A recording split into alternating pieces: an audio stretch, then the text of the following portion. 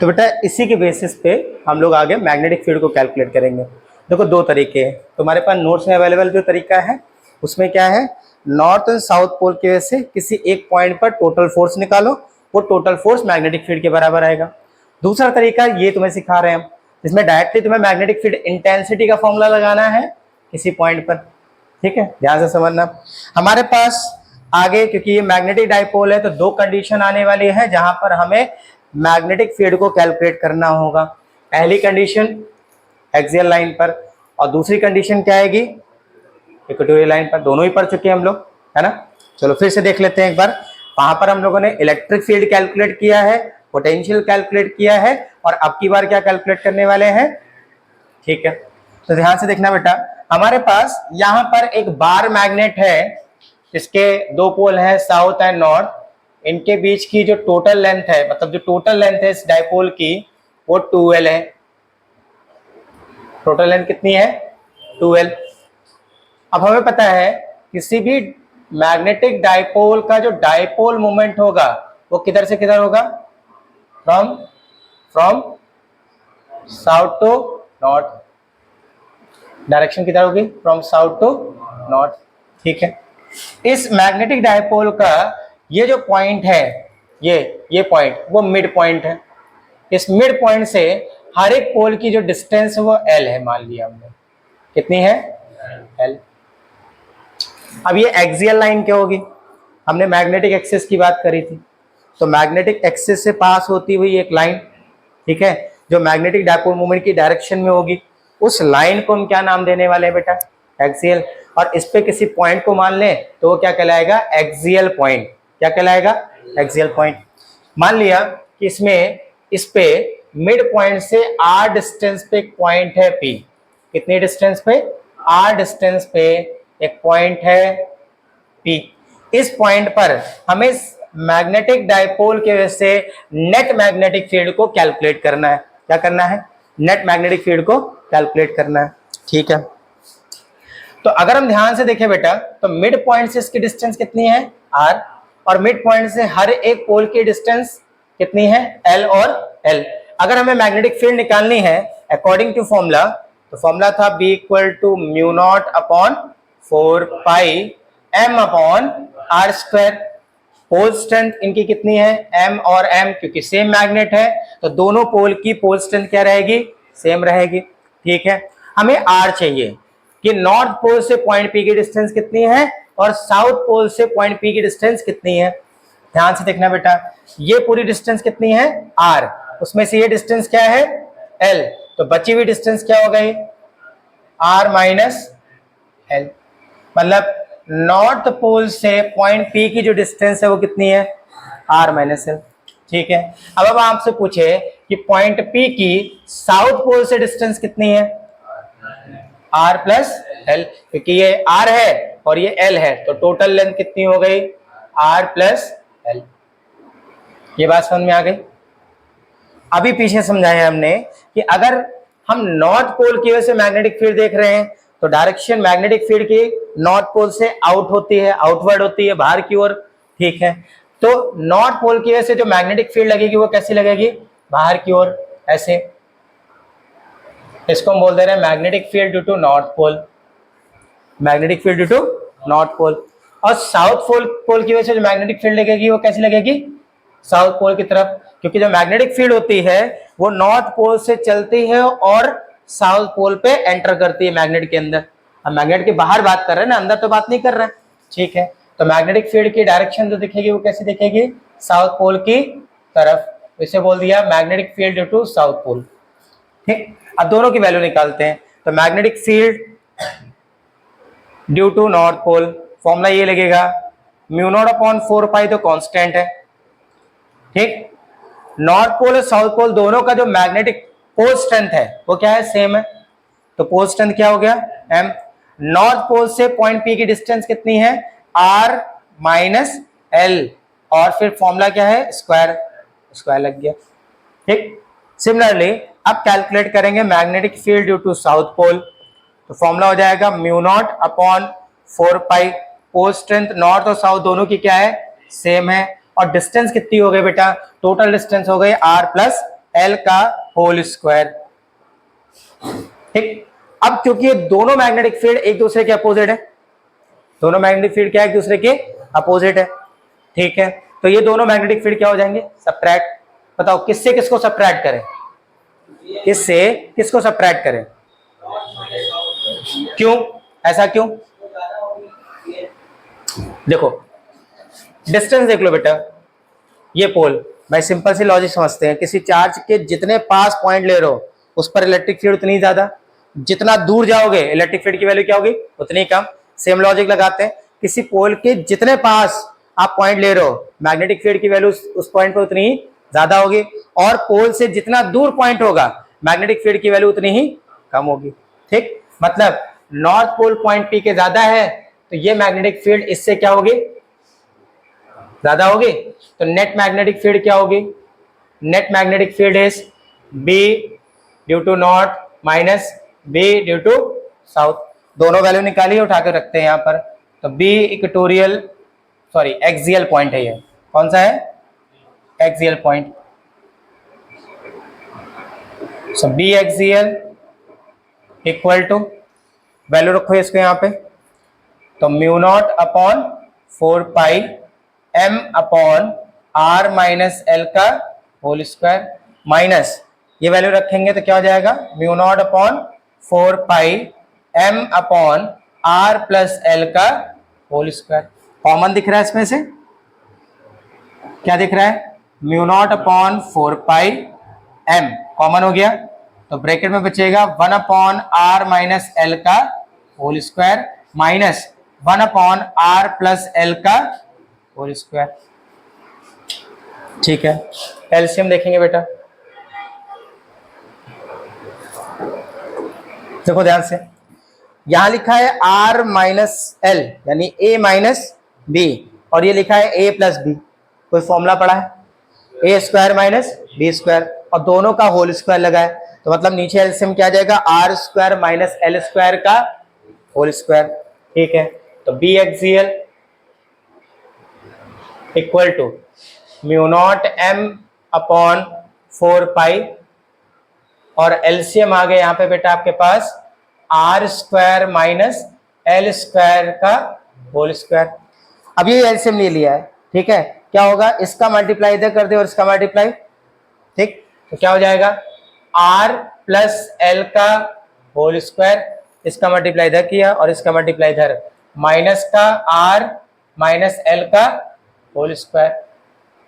अब ये whole square open करते हैं, तो B axial equal to mu not M upon 4 pi, इसको लिख सकते हैं बेटा ए प्लस बी का होल स्क्वायर से ए स्क्वायर मतलब R square plus L square plus 2RL, और इसको लिखेंगे, पहले दो काम करने हैं, एक होल स्क्वायर ओपन कर रहा हूं, माइनस साइन का मल्टीप्लाई करना है, तो पहले होल स्क्वायर ओपन करते हैं, क्या हो गया, R square plus L square plus 2RL होगा।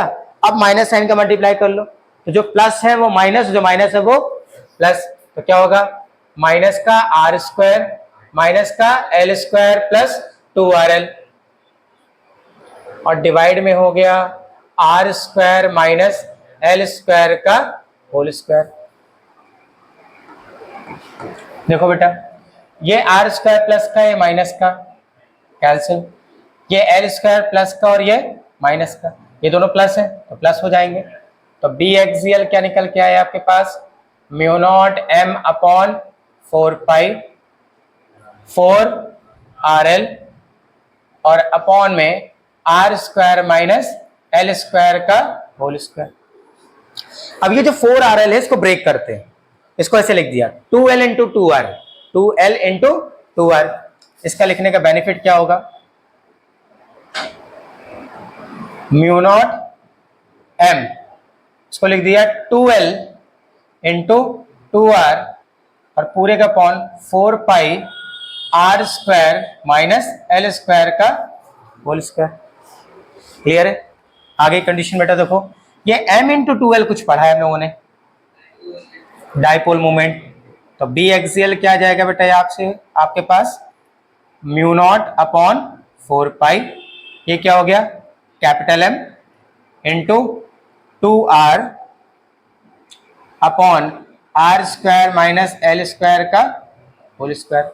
अब कुछ याद करो, इलेक्ट्रिक फील्ड में ऐसी कंडीशन बनी थी, क्या बोला था, आर के कंपेयर में एल की वैल्यू क्या होगी, छोटी होगी, तो आर स्क्वायर के कंपेयर में एल स्क्वायर की वैल्यू क्या होगी, ठीक है, तो एल स्क्वायर को छोड़ दोगे तो आर स्क्वायर की पावर 2, पावर की पावर मल्टीप्लाई कितनी हो गई 4, एक पावर से आर कैंसिल कर दो, आर क्यू बचेगा नीचे, तो इसको क्या हम ऐसे लिख सकते हैं, B axial equal to mu naught upon 4 pi M, और 2 बचा इसको आगे लिख दिया अपॉन आर क्यू।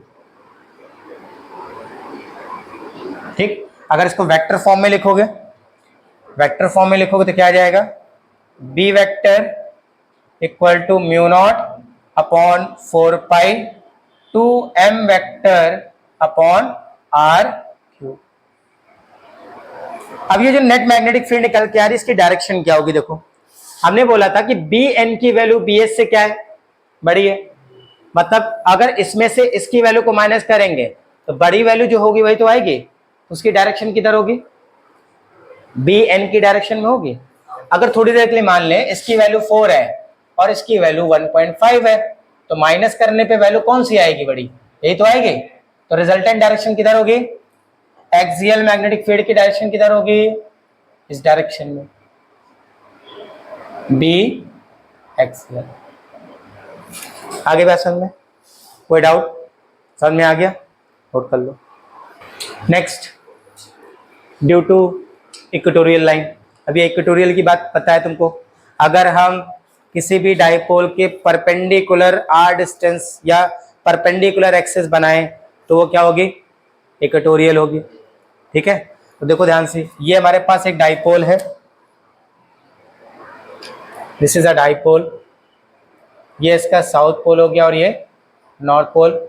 इस दो पूरे डाइपोल मोमेंट की या डाइपोल की जो लेंथ है वो कितनी बेटा, 12 है, और जो डाइपोल मोमेंट होगा वो किधर होगा, from north south to north, south to north, dipole moment कितना है इसका, m, ठीक। मिड पॉइंट से परपेंडिकुलर आर डिस्टेंस पर एक पॉइंट है P, परपेंडिकुलर बोला है तो ये 90 और ये एंगल कितना होगा 90, ठीक है। परपेंडिकुलर आर डिस्टेंस पर एक पॉइंट है P जहां पर हमें मैग्नेटिक फील्ड निकालनी है। पीछे वाले केस में क्या बताया कि ये जो मैग्नेटिक फील्ड है वो नॉर्थ से बाहर साउथ की तरफ लग रही है, तो मतलब इस मैग्नेटिक फील्ड को हम सेंट्रल मान के चलेंगे, ठीक। सेंट्रल है तो हमें इस पॉइंट की वजह से निकालनी है, तो ये वाली डिस्टेंस चाहिए होगी, लाइन पे काम कर रहा है ना, तो ये वाली डिस्टेंस चाहिए होगी।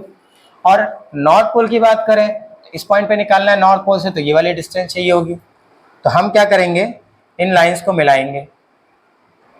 हमने नॉर्थ पोल से पॉइंट P को मैच कराया, ये मिलाया, ठीक है, और साउथ पोल से पॉइंट P तक एक लाइन ड्रॉ करी,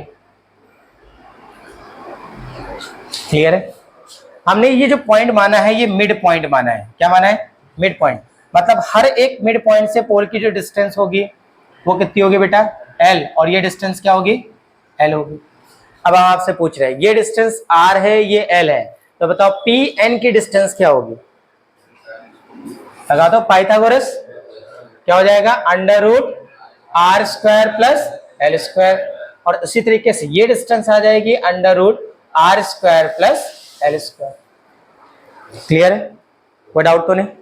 अब हम मैग्नेटिक फील्ड देख सकते हैं, नॉर्थ पोल से जो मैग्नेटिक फील्ड होगी वो कैसी होगी, R की ओर ऐसे, ऐसे तो होगी ना, ऐसे, तो मैग्नेटिक फील्ड ये गई, इसको बोल दिया magnetic field due to north pole. और साउथ पोल से कैसी होगी, इनवर्ट, तो इसको बोल दिया magnetic field due to south pole, ठीक है। अब दोनों ही वेक्टर क्वांटिटी है और एक ही पॉइंट से स्टार्ट हो रही है, और ध्यान से देखो तो पैरेललोग्राम की दो साइड रिप्रेजेंट कर रहे हैं, तो इनका जो रिजल्टेंट होगा वो कहां से जाएगा बेटा, डायगोनल से, और सेम पॉइंट से स्टार्ट होगा, बी इक्वेटोरियल। आगे बात समझ, कोई दिक्कत तो नहीं, पक्का। अच्छा अब ध्यान से देखना, मान लीजिए ये एंगल थीटा है, ये एंगल भी क्या होगा बेटा, थीटा होगा, इसको आगे बढ़ा लो ऐसे, ये एंगल भी क्या होगा, थीटा होगा। अगर ये एंगल थीटा है तो ये एंगल थीटा है, तो ये पूरा एंगल क्या होगा, exterior angle is sum of two opposite interior angle. मतलब ये जो पूरा एंगल है वो 2 थीटा के बराबर होगा। तो इसको क्या हम थीटा और इसको हम थीटा लिख सकते हैं, क्योंकि तो डायगोनल है, मतलब मिड पॉइंट से जा रहा है ना, तो ये एंगल को इक्वल पार्ट में डिवाइड कर रहा है, तो क्या हो गया, थीटा एंड थीटा। ये बात समझ में आई, कोई दिक्कत, पक्का। सबसे पहले हम निकाल लेते हैं बी एन और बी एस की वैल्यू। ठीक, तो हमारे पास जो फॉर्मूला है B equal to mu naught upon 4 pi M upon R square. अगर किसी पॉइंट पर किसी पोल की वजह से मैग्नेटिक फील्ड इंटेंसिटी को फाइंड करना है तो उसका फॉर्मूला होगा B equal to mu naught upon 4 pi M upon R square. अब इसको अप्लाई करते हैं for north pole and south pole. अगर हम नॉर्थ पोल की बात करें तो ये तो कांस्टेंट है म्यू नॉट अपॉन 4 पाई। अब डाइपोल है तो दोनों पोल की स्ट्रेंथ क्या होगी बेटा, सेम होगी, तो पोल स्ट्रेंथ क्या हो गई, सेम। अब डिस्टेंस देख लो बेटा, एन से पी की डिस्टेंस क्या है, under root R square plus L square. ठीक है, अंडर रूट है और उसका भी स्क्वायर लगना है, तो क्या आ जाएगा, आर स्क्वायर प्लस, क्योंकि रूट से स्क्वायर क्या हो जाएगा, कैंसिल, रूट से स्क्वायर क्या हो जाएगा, कैंसिल। अब इसके बाद निकालते हैं साउथ की वजह से, तो B S equal to mu naught upon 4 pi, pole strength north और साउथ की दोनों की क्या है, सेम है, एम, और डिस्टेंस भी देखो सेम ही है, क्या हो जाएगा, under root R square plus L square का होल स्क्वायर। अब रूट कैंसिल हो जाएगा स्क्वायर से, तो क्या आ गया, R square plus L square. अब यहां पर ध्यान से देखें तो magnetic field due to north and magnetic field due to south, magnetic field में सेम है एक दूसरे के साथ में, यानी मैग्नीट्यूड में एक दूसरे क्या है, सेम है। मैग्नीट्यूड देखिए दोनों का क्या है, सेम है, बट डायरेक्शन अलग है, डायरेक्शन क्या है, अलग है। ठीक है, हमें वैल्यू किसकी निकालनी, इसकी निकालनी है। कैसे निकालें, तो यहाँ तो मैग्नीट्यूड सेम आ गया, पैरेललोग्राम बनना है, तो हमारे पास फॉर्मूला क्या होता है पैरेललोग्राम वाला, R equal to under root A square plus B square plus 2b cos theta. तो वो टर्म कर सकते हैं, और एक तरीका क्या है, इसके कंपोनेंट ब्रेक करके कर ले। तो कंपोनेंट कैसे ब्रेक करेंगे, ध्यान से समझना बेटा। इससे पहले जब हम लोगों ने इलेक्ट्रिक फील्ड में पढ़ा था तो हमने इसका r equal to under root A square plus B square plus 2ab cos theta के टर्म में उसको सॉल्व किया था। इसको हम कंपोनेंट टर्म में सॉल्व करते हैं ताकि दोनों मेथड तुम्हें समझ में आ जाए। ठीक, ध्यान से देखो, मान लिया ये पॉइंट P है, ये पॉइंट क्या है, P है। अब इससे मैग्नेटिक फील्ड ये जा रही है B N due to north, और ये जा रही है magnetic field due to south, और रिजल्टेंट जा रहा है ये बी इक्वेटोरियल। ये एंगल कितना है बेटा, थीटा, और ये एंगल कितना है, थीटा। इतनी बात समझ में आ गई क्या, इतनी बात समझ में आ गई। सबसे पहले बात करते हैं बी एन की, तो थीटा से लगा हुआ कंपोनेंट, इसका एक कंपोनेंट यहां लाई करेगा और एक कंपोनेंट इसके जस्ट परपेंडिकुलर लाई करेगा। ठीक है, तो जो थीटा से लगा कंपोनेंट होता है वो हमेशा कौन सा होता है बेटा, बता चुके हैं, बी एन कॉस थीटा। और बी एन कॉस थीटा के जस्ट परपेंडिकुलर आएगा साइन थीटा, तो इसका एक कंपोनेंट यहां हो गया, वो हो गया बी एन साइन थीटा। कोई समस्या, ठीक है। अब देखो बी एस नीचे की ओर आ रहा है, तो इसका थीटा से लगा हुआ कंपोनेंट ये वाला क्या हो जाएगा, बी एस, तो बी एस कॉस थीटा आया क्या। और इसका जो साइन कंपोनेंट होगा ये बी एस के जस्ट परपेंडिकुलर कहाँ आएगा, क्योंकि ये नीचे की ओर है, तो कंपोनेंट कहाँ लेंगे, नीचे की ओर। कंपोनेंट कहाँ मानेंगे, नीचे की ओर, बी एस साइन थीटा। अब एक बार देखना जरा बेटा, हमने बोला कि थीटा एंगल सेम है, ठीक है। फिर इसके बाद जब हमने बी एन और बी एस की वैल्यू निकाली तो मैग्नीट्यूड में दोनों वैल्यू क्या है, सेम है। मतलब बी एन साइन थीटा और बी एस साइन थीटा दोनों की वैल्यू मैग्नीट्यूड में क्या होगी, बट डायरेक्शन क्या है, अपोजिट, तो दोनों एक दूसरे को क्या कर देंगे, कैंसिल। लेकिन अगर ध्यान से देखो तो नेट मैग्नेटिक फील्ड की डायरेक्शन में इसका बी एन का कॉस कंपोनेंट और BS का कॉस कंपोनेंट लाई कर रहा है सेम डायरेक्शन में, यानी जो टोटल मैग्नेटिक फील्ड होगी वो किसके सम के बराबर होगी बेटा? B equatorial is BN cos theta, BN cos theta फिर प्लस BS cos थीटा। अब ध्यान से देखना, BN और BS की वैल्यू क्या है? सेम है, जो किसके बराबर? B के बराबर, और B ये मान लिया हमने। अगर ये वैल्यू यहां रखेंगे और कॉमन निकालें तो क्या ऐसे दिखेगा हमें? Mu naught upon 4 pi m upon R square plus L square. जब ये कॉमन निकाल लोगे तो ब्रैकेट में बचेगा cos प्लस cos, तो मतलब कितना हो गया? 2 cos थीटा, 2 cos थीटा। अब इस cos थीटा की वैल्यू निकालते, देखो ये वाला ट्राइंगल ले रहे हैं,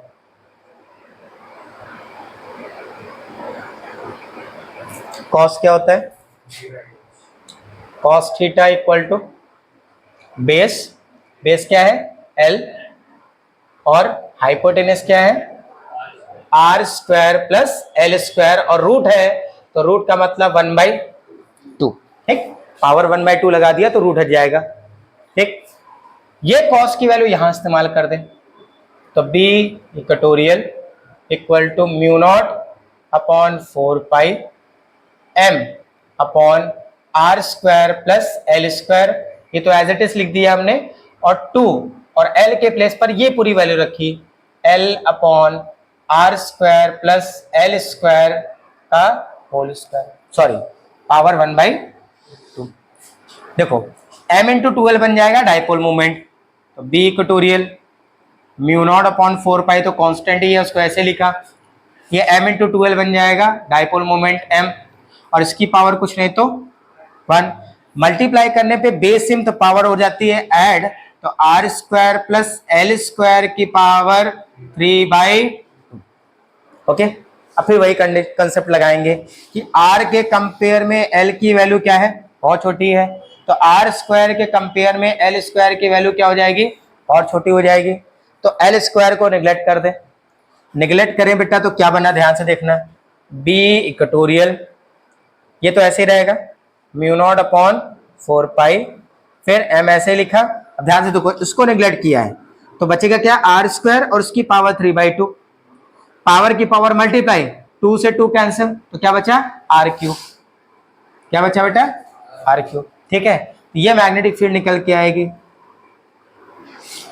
एट इक्वेटोरियल पॉइंट, कितनी आएगी? Mu naught upon 4 pi m upon are cube.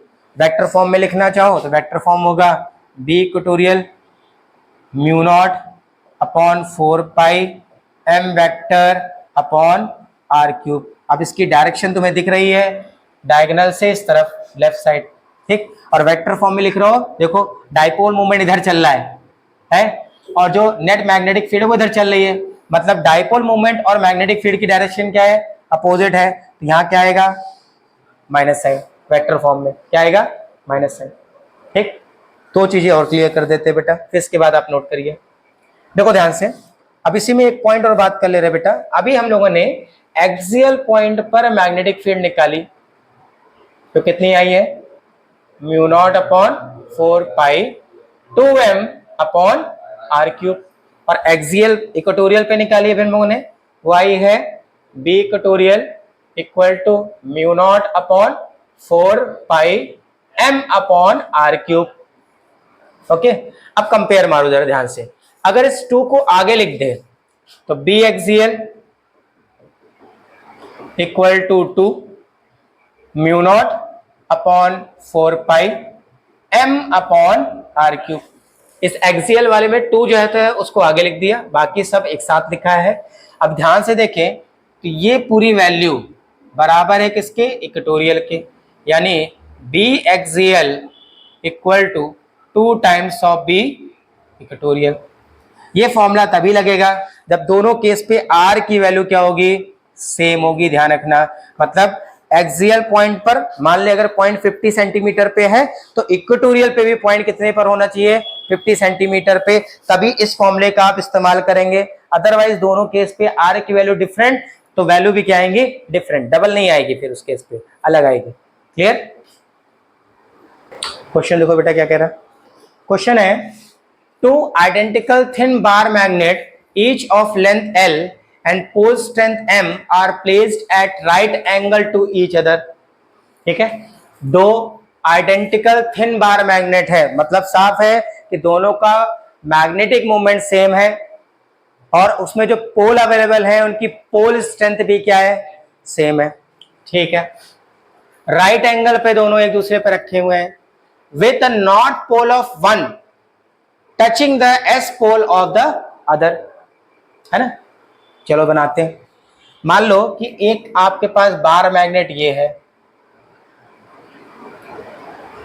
ठीक है, ये हमारा नॉर्थ हो गया, तो ये हमारा साउथ हो गया।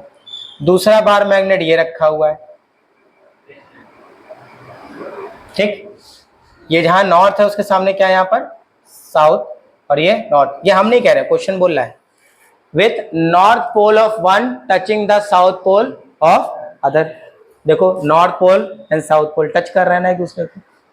ठीक है, अब ध्यान से देखना बेटा, आगे बोला है कि जो लेंथ है उनकी वो कितनी है, L, ये लेंथ L हो गई, ये लेंथ भी क्या होगी बेटा, L। अब आइडेंटिकल है तो पोल स्ट्रेंथ क्या है, सेम है। ठीक, मैग्नेटिक मूवमेंट का जो फॉर्मूला पड़ा है, magnetic dipole movement M equal to small m pole strength into length of the dipole. ठीक, अब यहां पर जो M है वो तो M ही रहेगा, लेकिन जो 2L है वो क्या बन गया, तो capital M equal to small m into capital, ये आ गया। इसका और इसका अगर इंडिविजुअली निकालें, इसका मैग्नेटिक डाइपोल मूवमेंट और इसका भी मैग्नेटिक डाइपोल मूवमेंट यही होगा, दो, क्योंकि दोनों आइडेंटिकल है। जब भी आइडेंटिकल वर्ड लग जाए तो मतलब दोनों की जो वैल्यू आने वाली वो क्या होगी, सेम होगी। ठीक, ओके, अब ध्यान से देखना जरा। हमने पढ़ा है जो मैग्नेटिक डाइपोल मूवमेंट होगा उसकी जो डायरेक्शन होती है वो होती है साउथ टू नॉर्थ। मतलब इसके लिए अगर बात करें तो डायरेक्शन इधर होगी, साउथ टू नॉर्थ। इसको M1 बोल दे रहे हैं थोड़ी देर के लिए, वैल्यू सेम है बट M1 बोल दिया। और दूसरे वाले के लिए बात करें तो साउथ टू नॉर्थ ये डायरेक्शन आएगी, इसे M2 बोल दिया, ये वेक्टर फॉर्म है। ठीक है, तो देखियो ध्यान से, इसको पीछे ड्रॉ करो, इसको आगे बढ़ा दो, इसको पीछे ड्रॉ करो, इसको आगे बढ़ा दो, तो क्या देखोगे, ये M1 आपको ऐसे दिखाई देगा और जो M2 है वो कहां चला गया, ये आ गया। इनके बीच का एंगल कितना है बेटा, 90। दोनों वेक्टर सेम पॉइंट से स्टार्ट, दो पैरेललोग्राम की साइड को रिप्रेजेंट कर रहे हैं, तो इनका रिजल्टेंट डायगोनल से चलेगा। अब इसको निकालेंगे कैसे, तो हमारे पास फॉर्मूला है R equal to under root A square plus B square plus 2ab cos theta. अब थीटा यहाँ कितना है, 90, तो रिजल्टेंट की जगह ले दिया m, ठीक, equal to under root a मतलब m1 स्क्वायर, फिर प्लस b मतलब m2 स्क्वायर। बताओ ये cos 90 वाला पर टर्म क्या हो जाएगा, cos 90 की वैल्यू होती है 0, तो ये पूरी वैल्यू क्या हो जाएगी, 0। ये आ गया। क्लियर है, क्लियर है, चलो आगे बढ़ते हैं। M1 की वैल्यू बेटा यही है, M2 की वैल्यू भी यही है, रख देते हैं जरा।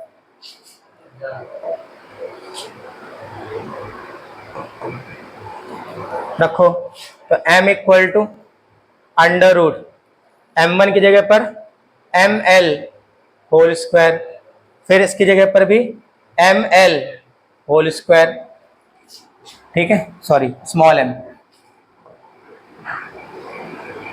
ML whole square. ठीक, अब रूट के अंदर ML स्क्वायर कॉमन होगा और रूट के बाहर जो आएगा वो क्या हो जाएगा, ML, वन टाइम बाहर आएगा ना रूट के। अब रूट में बचा, यहां से ये निकाल दिया तो क्या बचा 1, और यहां से ये निकाल लिया तो क्या बचा 1, 1 प्लस 1 2, मतलब क्या बचेगा रूट 2। तो नेट मैग्नेटिक डाइपोल मूवमेंट जो निकल के आएगा वो क्या हो गया बेटा, ML रूट 2। क्लियर, क्लियर है, नोट कर लो है बेटा। डायरेक्शन बेटा देखो इसी पॉइंट से दिखाओगे, अब ये नीचे की ओर है, ये इधर है, तो रिजल्टेंट डायरेक्शन ये आएगी। साफ है कि 45 एंगल बनेगा इधर से और इधर से बनेगा 45, वैल्यू सेम है क्योंकि, तो ये डायरेक्शन आ गई।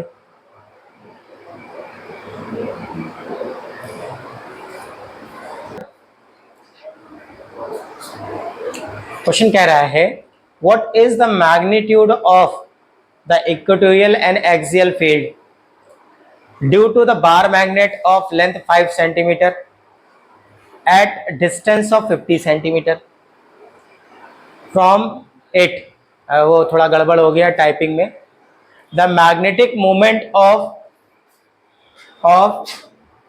Magnet is 0.4 ampere metre square. ठीक, ओके। देखो ध्यान से बनाते हैं इसको जरा। कह रहा है कि एक बार मैग्नेट है, ये मान लिया साउथ पोल है और ये क्या है, नॉर्थ पोल है। इसकी जो लेंथ है वो 5 सेंटीमीटर है और जो मैग्नेटिक मोमेंट है यानी कैपिटल एम वो गिवन है 0.4 एम्पियर मीटर स्क्वायर। ठीक, अब कह रहा है इसकी वजह से हमें मैग्नेटिक फील्ड फाइंड करनी है इक्वेटोरियल पॉइंट और एक्सियल पॉइंट पर। इक्वेटोरियल पॉइंट पे जो डिस्टेंस लेनी है वो 50 सेंटीमीटर है और एक्सियल पे जो लेनी है वो भी कितनी है, 50 सेंटीमीटर है। ठीक है, नहीं समझ में आया? देखो ध्यान से क्या कह रहा है, देखो what is the magnitude of the equatorial and axial field, मतलब एक्सियल पॉइंट पर और इक्वेटोरियल पॉइंट पर मैग्नेटिक फील्ड का मैग्नीट्यूड क्या होगा। ठीक, due to a bar magnet, एक बार मैग्नेट जिसकी लेंथ कितनी है 5 सेंटीमीटर और जो डिस्टेंस लेनी है इक्वेटोरियल और एक्सियल लाइन पर वो कितनी लेनी है, 50 सेंटीमीटर। बात समझ में आ गई ना, कोई दिक्कत तो नहीं? ठीक है, तो भाई अभी हमने फॉर्मूले पढ़े थे। पहला फॉर्मूला पढ़ा था एक्सियल लाइन पर, फॉर्मूला था हमारे पास mu naught upon 4 pi 2m upon are cube. So B axial, इस पूरे की वैल्यू होती है ना 10 की पावर माइनस, म्यू नॉट की वैल्यू 4 पाई इंटू 10 की पावर माइनस 7 और पूरे की वैल्यू क्या हो जाएगी 10 to the power minus 7 into 2 into m 0.4 और divide by R cube, divide by R cube. R क्या है 50 सेंटीमीटर। अब 50 सेंटीमीटर को अगर हम मीटर में कन्वर्ट करें तो 0.5, अब 0.5 का क्यूब 0.5 इंटू 0.5 इंटू 5.5, पहले ऐसे कर लो 5 इंटू 5 25, 25 5 जा 125। ठीक, तो क्या हुआ 0.125। ठीक, इसको सॉल्व करेंगे, ये हो जाएगा 8, 0.8 इंटू 10 की power minus 7 divide by 0.125, point हटाओगे 2 जीरो बढ़ जाएगा। सॉल्व करो, क्या 6.4 समथिंग आएगा, 6.4 into 10 to the power minus 7 tesla. Check कर लो यही आंसर आ रहा है क्या? अरे यार तुम लोग समझ नहीं पा रहे, देखो ऐसे करना है, ये डाइपोल हो गया, ये साउथ ये नॉर्थ, एक्सियल लाइन लेते हैं ये, तो इस लाइन पर मिड पॉइंट से 50 सेंटीमीटर पर एक पॉइंट मानना है, यहां पर तुम्हें मैग्नेटिक फील्ड निकालनी है। ठीक, सिमिलरली इस मिड पॉइंट से परपेंडिकुलर 50 सेंटीमीटर डिस्टेंस पे एक पॉइंट मारना है, वहां पर मैग्नेटिक फील्ड निकालनी, ये कह रहा है क्वेश्चन। ठीक, अच्छा ये निकाल लिया हम लोगों ने, ये आ गया। आगे देखो बेटा, अब 50 सेंटीमीटर इक्वेटोरियल पॉइंट पर, तो हमने इसका रिलेशन निकाला हुआ है इक्वेटोरियल से, B axial equal to 2 times of B equatorial. तो बी इक्वेटोरियल क्या आ गया हमारे पास, बी एक्सियल बाई 2। ये फॉर्मूला याद करो, मैं बताया था तभी लगेगा जब इक्वेटोरियल पॉइंट और एक्सियल पॉइंट की डिस्टेंस क्या होगी, सेम होगी। डिस्टेंस सेम है, 50 सेंटीमीटर है। तो बी इक्वेटोरियल वैल्यू निकाली है 6.4 इंटू 10⁻⁷ डिवाइड बाय 2। डिवाइड करेंगे तो इक्वेटोरियल पर जो मैग्नेटिक फील्ड निकल के आएगी वो आएगी 3.2 इंटू 10⁻⁷ टेस्ला।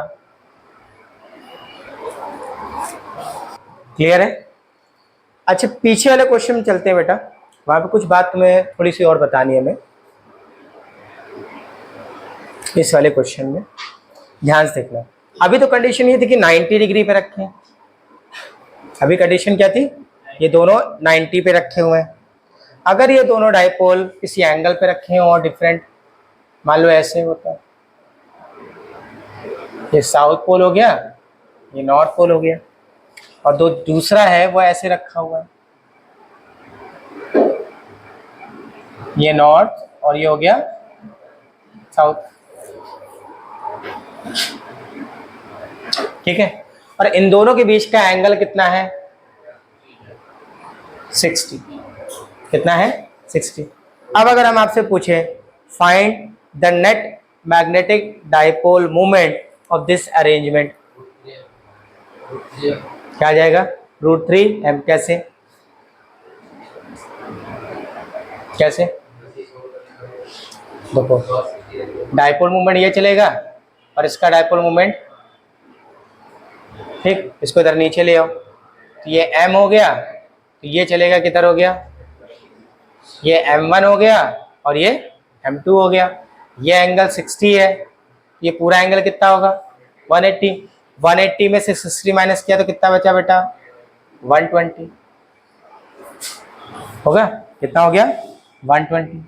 अब तो इसका रिजल्टेंट कहाँ चलेगा, तो ये पॉइंट मानेंगे, इस पॉइंट से m1 ये चल रहा है, m2 ये चल रहा है, तो रिजल्टेंट यहाँ कहीं आएगा इससे।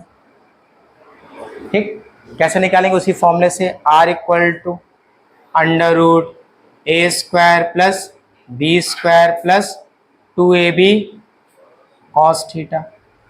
दोनों जो मैग्नेट हैं वो आइडेंटिकल है, मतलब डाइपोल मोमेंट दोनों का सेम है। तो m net √m1² + m2² + 2m1m2 cos 120। cos 120 की वैल्यू -1/2, -1/2। तो m नेट हमने बोला वैल्यू सेम है किसकी, m1 m2 की, तो लिख दिया m² + m², सॉरी m2 लिख दिया है m²। ठीक, और देखो यहां पर मल्टीप्लाई करोगे तो 2mm मतलब 2m² और इनटू cos 120 की वैल्यू -1/2 से 2 कैंसिल हो, माइनस प्लस माइनस, तो m नेट कितना आ गया बेटा, यहां से m² + m² और माइनस m²। ये एक m² से एक m² क्या हो जाएगा, कैंसिल, तो m नेट क्या बचा, √m²। ये दोनों कैंसिल हो गए ना, √m², तो m नेट कितना आ गया बेटा, m। ये क्वेश्चन बना एक और, ठीक है, उसी में क्वेश्चन सेकंड मान लिया इसको हमने। अब इसी में अगर हम क्या करते हैं, कुछ ऐसे पलट देते हैं कि जो साउथ है वो इधर आ जाए और नॉर्थ इधर पहुंच जाए, तो अब क्या होगा, ये सारे क्वेश्चंस बनेंगे, इसलिए यही समझाते चल रहे हैं। अगर हम साउथ इधर ले आए और नॉर्थ इधर ले जाए, तो देखो m1 इधर m2 ये, तो अब इनके बीच का एंगल कितना होगा, 60। कितना होगा, 60। जब इसको सॉल्व करोगे तो अब वैल्यू कितनी आएगी, √3m। ठीक है, तो जल्दबाजी में काम नहीं करना, आराम से सॉल्व करना है प्रॉपर हमको। ठीक, अच्छा, अगर मान लो मैग्नेट, बार मैग्नेट आपके ऐसे रखे हैं बेटा,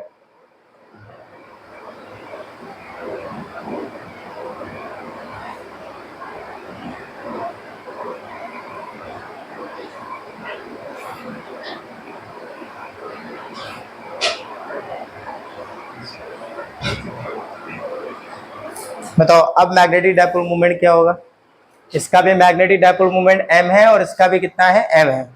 नेट मैग्नेटिक डायपोल मोमेंट क्या होगा? अब ये दोनों एक दूसरे के पैरेलल हो गए, ठीक है। अगर पैरेलल हुआ है तो फिर ये तो लगेगा नहीं, ये वाला लॉ तो लगेगा नहीं। क्या लगेगा? सिंपली इनके बीच का एंगल कितना हो गया, 0, ठीक है। तो एक ही डायरेक्शन में है, अगर एक डायरेक्शन में तो दोनों को उठा के क्या कर देंगे बेटा, ऐड कर देंगे। तो m net is m plus m, कितना आ गया, 2m। अगर दो वेक्टर सेम डायरेक्शन में तो उसको क्या कर देते हैं, ऐड कर देते हैं, ठीक है। ऐसे करते हैं, देखो इस वेक्टर को उठाओ इससे साथ जोड़ दो ऐसे तो ऐड हो जाएगा, या इस वेक्टर को उठाओ इसके साथ ऐड कर दो तो जुड़ जाएगा, ठीक। अगर हम इसी को अरेंज कुछ ऐसा कर दें,